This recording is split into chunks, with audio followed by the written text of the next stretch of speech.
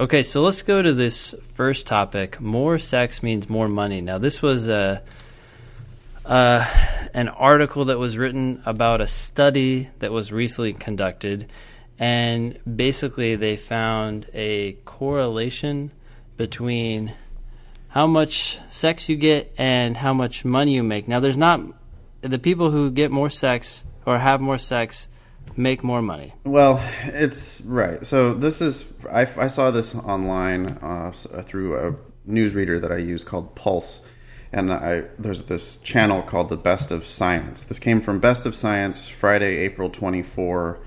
The author is Charlotte Litton, and the title is "More Sex Means More Money," and the subtitle is "A New Study Finds That Those Who Have More Sex Bring Home Bigger Paychecks. How bedroom behavior deepens your pockets." And I was already pissed off right there. That's how much it took me to get pissed off. Okay. Why were you so angry? Well, so I sent this out to my class to see if it could make them angry as well. And they responded very nicely. I was very happy that they spotted this. But this is maybe... What do you think, Ben? This might be the most common logical flaw that you see in the news. Yeah, I think. Well, I guess it would depend on where you're reading, because a lot of good articles I've noticed. Yeah, we'll go through and actually kind of almost like an LSAT question say, it's usually at the end of the article, admittedly, but they'll go through and say this is correlated, and they'll walk through other alternative explanations or problems with the study. It's kind of interesting in some ways, I think. But yeah.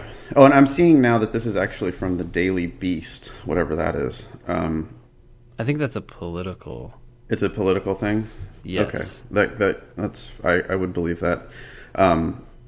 It's anyway, a new study finds that those who have more sex bring home bigger paychecks, how bedroom behavior deepens your pockets. And the reason why I'm pissed off is because that's correlation, causation thinking. The beginning of the article, I'm not going to read the whole thing, but the beginning of the article starts, employees with active sex lives perform better at work, a new study reports. Those who get it on 2 or 3 times a week earn 4.5% more than their less coitus-inclined colleagues, proving that our bedroom and boardroom behaviors are more closely linked than we may like to think. And it's just, what she's doing here is she's taking a correlation between sex and money, and she's immediately inferring from that having more sex causes you to make more money. Yes, which is flawed, right? But also good journalism, I guess. Well, if she's looking for clicks, I mean, I guess she got a few clicks from me because I sent this out to my whole class. But it, the reason why we were looking at it is just so that we could ridicule her for her illogical thinking. Yeah. This, by the way, is why I have a hard time relating to my friends and family and stuff, because I can't help but be a dick about logic things like this. But just because there's a correlation between sex and money does not mean that sex causes the money.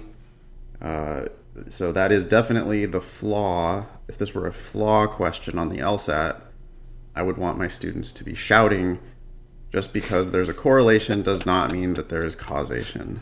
Sorry, I'm just laughing because I'm trying to imagine an LSAT question that tried to incorporate this in a yeah, not a lot formula. Not a lot of sex on the LSAT.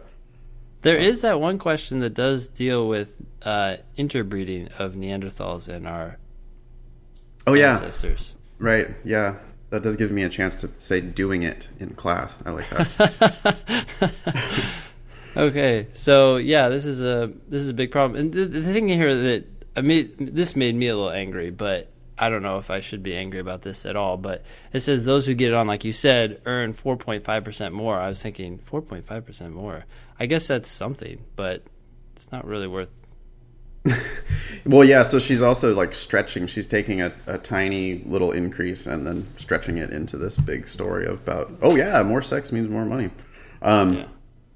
So I I teach two standard attacks for a correlation causation argument. I don't know how you teach this, Ben. This will be interesting for us to talk about.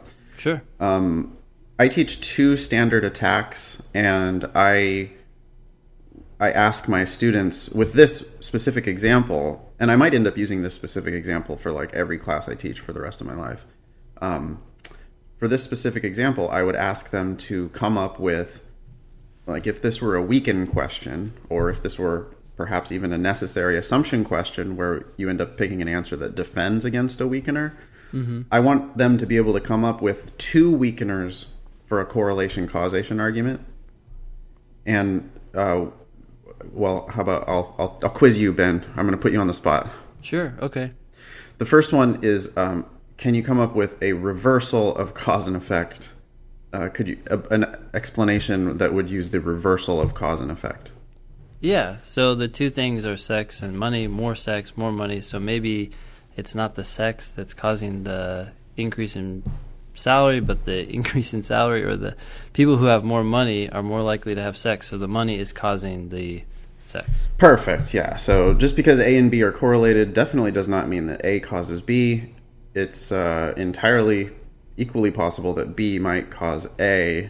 And in this case, doesn't it, I mean, not to be too overly cynical or whatever, but don't we all kind of commonsensically think that probably people that have more money have more sex? I would think so. So I just don't, that's why I'm pissed. Because she's just interpreting it in one way and she's ignoring these alternatives. So the second, I'm surprised actually that she didn't take the other interpretation. Well, because she would be more like a headline grabber, no? Or maybe it wouldn't be. Maybe that's I expected. think that's too obvious. Yeah, maybe it's too expected. But she confirms what people already think and they get angry about. Maybe? No, I don't know. Anyways, go ahead. Sorry. Well, she does like later. One thing the study didn't unearth is what comes first. Are higher earners better at talking people into bed? Or do those with good sex lives feel more confident when it comes to the working world? But then, either way, the message is clear. Getting it on is good for your health, and with paltry wages and some blah, blah, blah. So she says, well, it's possible that this is totally bullshit. But either way, I'm going to go back to my same first thing again. Oh, God. Yeah. All right. This is the news, people. This is why I don't ever read the news, actually. Is because the news is mostly shit like this. Yeah. Okay.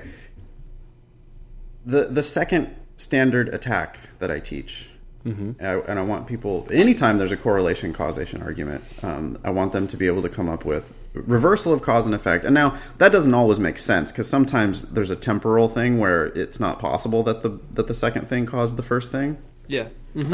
So excuse me. So you will see questions on the LSAT that aren't actually subject to a reversal of cause and effect approach. Sometimes it just is nonsensical.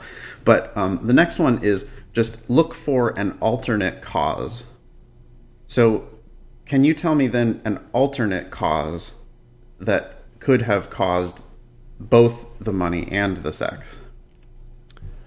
Sure. Maybe you have a very outgoing personality, and that leads to a better sex life as well as, a better work life. You get paid more because of your outgoingness or your assertiveness or whatever. Totally. So it could be better education. It could be you're better looking. I didn't think of your idea, but I love your idea of just, you have this magnetic personality. Any of those things could cause both you to do better at work and to do better in the bedroom. And it could be that the bedroom and the work thing have absolutely nothing to do with one another. It could be that there's this third thing that causes both A and B.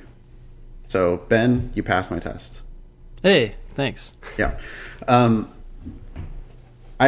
Do you teach anything else in addition to this when you talk about correlation causation or cause and effect flaws? I think those are the main ones. I think those are by far the most important. And if if you get those two down, that's going to cover the vast majority of correlation to causation issues. I do add one more, and that is a